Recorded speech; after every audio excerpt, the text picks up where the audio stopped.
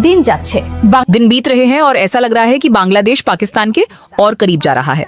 पाकिस्तान और चाइना द्वारा संयुक्त रूप से तैयार किया गया JF-17 थंडर फाइटर जेट का एक अत्याधुनिक सिम्युलेटर अब ढाका में मौजूद है। अपनी फौजी सलाहियत को मजीद बढ़ाने जा रहा है। इसी इक़दाम के तहत तर्क हमला ड्रोन और पाकिस्तानी जंगी तैयारा JF-17 थंडर ढाका आ रहे हैं।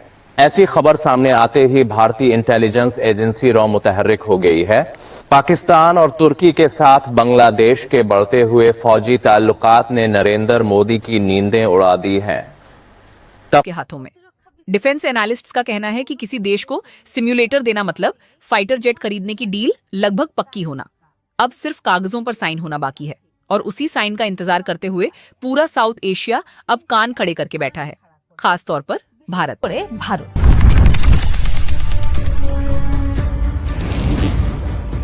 घटनाটা शुरू इस कहानी की शुरुआत हुई इसी साल जनवरी में। बांग्लादेश एयरफोर्स के चीफ हसन महमूद खान इस्लामाबाद पहुंचे। वहां उनकी पाकिस्तान एयरफोर्स के चीफ के साथ मुलाकात हुई। उस बैठक में बांग्लादेश ने साफ बताया कि उनके पुराने फाइटर जेट्स अब बदलने की जरूरत है, उन्हें मदद चाहिए। पाकिस्तान ने जवाब दिया, हम साथ हैं। उसी दिन शुरू हुई JF-17 थंडर फाइटर जेट खरीदने को लेकर चर्चा। 1971 के बाद यह पहली बार है जब दोनों देशों की वायु सेनाएं इतनी गहराई से एक दूसरे के करीब आई हैं और उस बैठक के कुछ ही महीनों बाद यह अत्याधुनिक सिम्युलेटर ढाका पहुंच गया। सिमुलेटर क्या होता है, इसे थोड़ा समझना जरूरी है। असल में यह एक नकली एयरक्राफ्ट कॉकपिट होता है जहां बैठकर पायलट्स जमीन पर रहते हुए भी असल युद्ध जैसी परिस्थितियों में फाइटर जेट उड़ाने की प्रैक्टिस करते हैं। पाकिस्तान ने जो सिम्युलेटर भेजा है वो सिर्फ ट्रेनिंग सिम्युलेटर नहीं है, ये कॉम्बैट प्रिपरेशन सिम्युलेटर है। यानी अब बांग्लादेशी पायलट्स ऐसे फाइटर जेट को उड़ाने की प्रैक्टिस कर रहे हैं जो अभी तक उनके पास मौजूद भी नहीं है।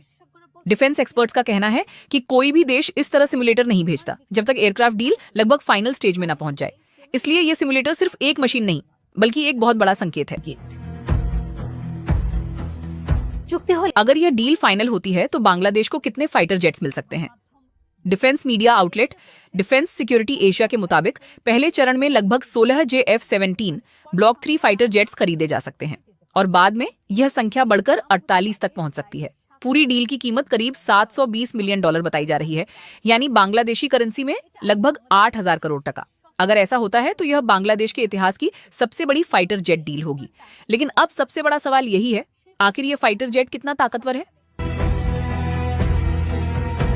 JF-17 ब्लॉक 3 एक आधुनिक मल्टी रोल फाइटर जेट है जिसे चाइना और पाकिस्तान ने मिलकर तैयार किया है। इसमें लगा है ऐसा एडवांस्ड रडार जो करीब 170 किलोमीटर दूर से दुश्मन के एयरक्राफ्ट को डिटेक्ट कर सकता है। साथ ही यह ऐसे मिसाइल्स ले जा सकता है जो लगभग 200 किलोमीटर दूर मौजूद टारगेट पर सीधा हमला कर सकते हैं। यानी दुश्मन का एयरक्राफ्ट शायद दिखाई भी न दे, लेकिन हमला उससे पहले पहुंच सकता है। सबसे बड़ी बात यह है कि यह फाइटर जेट सिर्फ कागजों पर ताकतवर नहीं है। 2025 के इंडिया पाकिस्तान कॉन्फ्लिक्ट में इस एयरक्राफ्ट का इस्तेमाल असल युद्ध में किया जा चुका है, यानी इसकी कॉम्बैट टेस्टिंग हो चुकी है और पाकिस्तान ने उस युद्ध की कहानी भी बांग्लादेश को काफी विस्तार से सुनाई है, जिसे बांग्लादेश ने अपनी आंखों से भी देखा है। बांग्लादेश आखिर ये फाइटर जेट क्यों खरीदना चाहता है, इसे समझना भी जरूरी है। बांग्लादेश एयरफोर्स के पास अभी जो एयरक्राफ्ट हैं जैसे F-7 और MiG-29 वे अब काफी पुराने हो चुके हैं और आधुनिक युद्ध में इनके दम पर टिके रहना आसान नहीं। इसीलिए सरकार ने फोर्सेस गोल 2030 नाम की एक बड़ी योजना बनाई है जिसका मकसद है पूरी मिलिट्री को मॉडर्न बनाना और इस योजना का सबसे अहम हिस्सा है एयरफोर्स। अगर बांग्लादेश JF-17 खरीदता है तो वह एक ही कदम में काफी आगे निकल जाएगा। सबसे बड़ी बात, इस फाइटर जेट की कीमत दूसरे वेस्टर्न एयरक्राफ्ट के मुकाबले काफी कम है। एक JF-17 की कीमत करीब 25 से 30 मिलियन डॉलर तक पड़ती है, यानी यह कंपैरेटिवली अफोर्डेबल भी है और काफी कैपेबल भी। अब बात करते हैं भारत की। इस पूरे घटनाक्रम से सबसे ज्यादा चिंता में है न्यू दिल्ली। भारतीय डिफेंस एनालिस्ट्स का कहना है कि अगर बांग्लादेश की वायुसेना में JF-17 शामिल होता है तो भारत पर 2 दिशाओं से दबाव बढ़ सकता है। पश्चिम में पाकिस्तान और पूर्व में बांग्लादेश। सबसे ज्यादा चिंता है सिलीगुड़ी कॉरिडोर को लेकर। यह वही बेहद अहम कॉरिडोर है जो भारत के मेनलैंड को नॉर्थ ईस्ट रीजन से जोड़ता है। ये रास्ता सिर्फ कुछ किलोमीटर चौड़ा है, इसलिए स्ट्रेटेजिकली भारत के लिए बेहद संवेदनशील माना जाता है। उसके पास लॉन्ग रेंज मिसाइल्स से लैस JF-17 फाइटर जेट्स आ जाते हैं तो यह कॉरिडोर सीधे खतरे के दायरे में आ सकता है। और भारतीय मिलिट्री प्लानर्स इस संभावना को बिल्कुल भी हल्के में नहीं ले रहे। হালকাভাবে নিচ্ছেন না।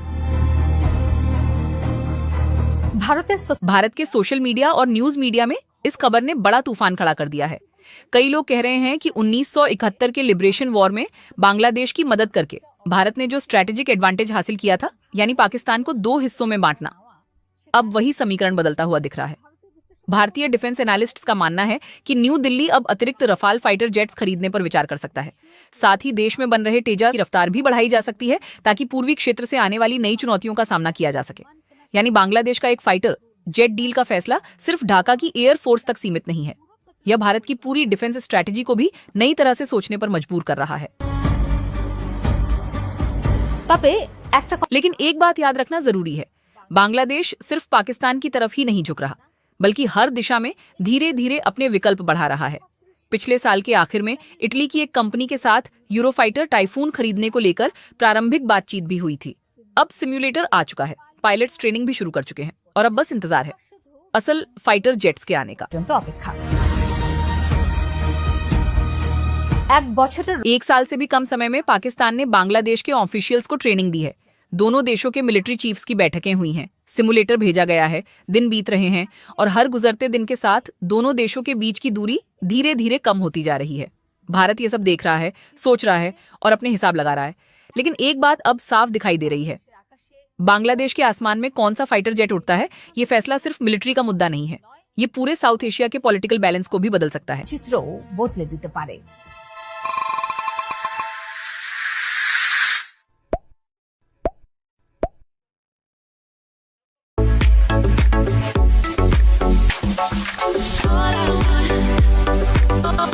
सबसे पहले आलमगीर हुसैन शाहीन ने लिखा है कि धन्यवाद प्रधानमंत्री जनाब तारिक रहमान, भारत के लिए यह जरूरी था।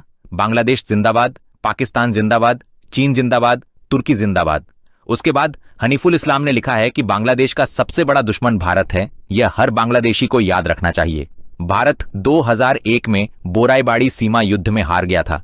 फिर 2009 में जब समय उनके पक्ष में था, तब शेख हसीना के साथ मिलकर भारत की बीएसएफ की मदद से पिलखाना में बीडीआर विद्रोह की घटना को अंजाम दिया गया। फिर वही काम 2024 में भारतीय सेना को बांग्लादेश में घुसाकर करने की कोशिश की गई, लेकिन इस बार समय ने उनका साथ नहीं दिया। उस समय शेख हसीना प्रधानमंत्री बनना चाहती थीं और बदले में भारत बदला लेना चाहता था। भारत ने हमेशा बांग्लादेश का नुकसान किया है, जिसे बांग्लादेश के नागरिक कभी नहीं भूल सकते। उसके बाद पलक दासगुप्ता ने लिखा है कि विमान उड़ाओ और हवा खाओ। उसके बाद नरुल इस्लाम ने लिखा है कि 1971 की गलती की कीमत आज तक दोनों देश अलग अलग तरह से चुका रहे हैं और भारत के अंदर मुसलमान भी इसकी कीमत चुका रहे हैं। भारत हर तरफ से फायदे में रहा, जबकि हम दोनों देश नुकसान और संकट में डूब गए। इसलिए अगर जवाब देना है तो भारत के खिलाफ दोनों देशों को एक साथ और एकजुट होकर देना होगा, नहीं तो भारत शासन के नाम पर और आगे बढ़ता जाएगा। उसके बाद शफी खंडोकर ने लिखा है कि बहुत जरूरी है, पाकिस्तान और चीन को भारत को साइज करना चाहिए। उसके बाद फहीम इस्लाम ने लिखा है कि भारत हमारा चिरस्थायी दुश्मन है। उसके बाद के DRHH ने लिखा है कि बांग्लादेश और पाकिस्तान 24 साल तक साथ थे। पाकिस्तान को तोड़कर बांग्लादेश पर कब्जा करने की यह भारतीय साजिश थी। इसका सबूत पिछले 55 सालों में बांग्लादेश के साथ भारत का मिसबिहेवियर है। उसके बाद अमीर खसरू ने लिखा है कि India must not interfere about Bangladesh defence and own security. Bharat को बांग्लादेश की रक्षा और आंतरिक सुरक्षा में दखल नहीं देना चाहिए। अपनी हेजेमोनिक दादागिरी की वजह से भारत पहले ही अकेला पड़ चुका है। उसके बाद रथो मंडल ने लिखा है कि अरे बांग्लादेशी न्यूज, भारत ने ही बांग्लादेश को जन्म दिया है। उसके बाद जहांगीर आसिफ ने लिखा है कि बहन, बांग्लादेश एक स्वतंत्र देश है। बांग्लादेश के आसपास और भी कई देश हैं, वे देश तो बांग्लादेश के बारे में कुछ नहीं कहते, ऐसा कभी सुनने में नहीं आया। फिर एक खास देश ही बांग्लादेश को लेकर बार बार क्यों बोलता रहता है, उस खास देश की समस्या क्या है। उसके बाद पार्थसारथी रॉय ने लिखा है कि एक दिवालिया देश पाकिस्तान दूसरे देश की क्या मदद करेगा, उन चीजों को मत खरीदो, तब तुम किसी भी युद्ध में जीत नहीं पाओगे। उसके बाद एन इस्लाम ने लिखा है कि भारत दबाव में क्यों रहेगा, बांग्लादेश किसी देश के लिए खतरा नहीं है, भारत ही पड़ोसी देशों के लिए खतरा है। BNP सरकार को दबाव में डालने के लिए उकसाने वाली पोस्ट देना बंद करो। उसके बाद वासुदेव नंदी ने लिखा है कि अरे बांग्लादेशी और पाकिस्तानी समर्थकों सुनो, इंडियन एयरफोर्स ने सिंदूर ऑपरेशन के दौरान ब्रह्मोस सुपरसोनिक क्रूज मिसाइल से पाकिस्तान के नूरपुर एयरबेस में आग लगा दी थी। नूरपुर एयरबेस पाकिस्तानी एयरफोर्स का हेडक्वार्टर्स है। असल में तुम लोग अभी पाकिस्तान के साथ रिश्ते निभाने में बिजी हो। उसके बाद वासुदेव नंदी ने फिर लिखा है कि अरे मूर्खों की टोली, पहले गूगल सर्च करके देख लो कि दुनिया में एयरफोर्स स्ट्रेंथ रैंकिंग में कौन सा देश किस पोजीशन पर है, उसके बाद वीडियो बनाना। उसके बाद के DRHH ने लिखा है कि जड़ पैदा करने की जरूरत नहीं है, सिर्फ 10 से 12 लड़ाकू